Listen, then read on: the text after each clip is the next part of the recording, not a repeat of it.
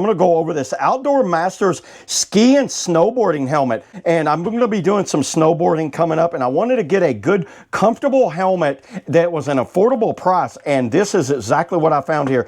But here's what I really liked about this thing. It has a wraparound top design right here on the back that is like a screw type, so this is more like that cinch type design. It's got a kind of a goggle holder right here, and actually I have a set of goggles. Let's check out and see how well that goggle holder will actually hold them, because you know what, we don't want them to fly off. So you guys see that. And what is the actual a little owner's manual right here.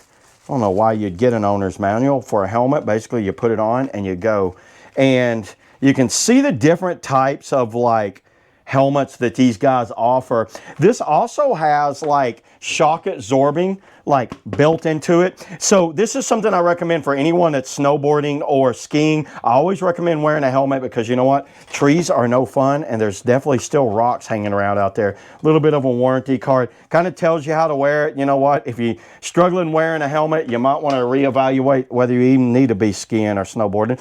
And check out how they have this mesh liner in there. This actually feels, oh, I see what those things go to. If those come off, you can actually take this off and clean it. So if you're sweating and you're sweating that, you can take that off and clean it. Let me put this thing on and let's see what it looks like, because check out how it holds the goggles in place. That feature actually works really well. Considering the price of this helmet, that's very impressive. Okay, I got the helmet on here. Check out how it looks when it's on. So you want to just, it's got the basic top latch, and then you guys see this right here.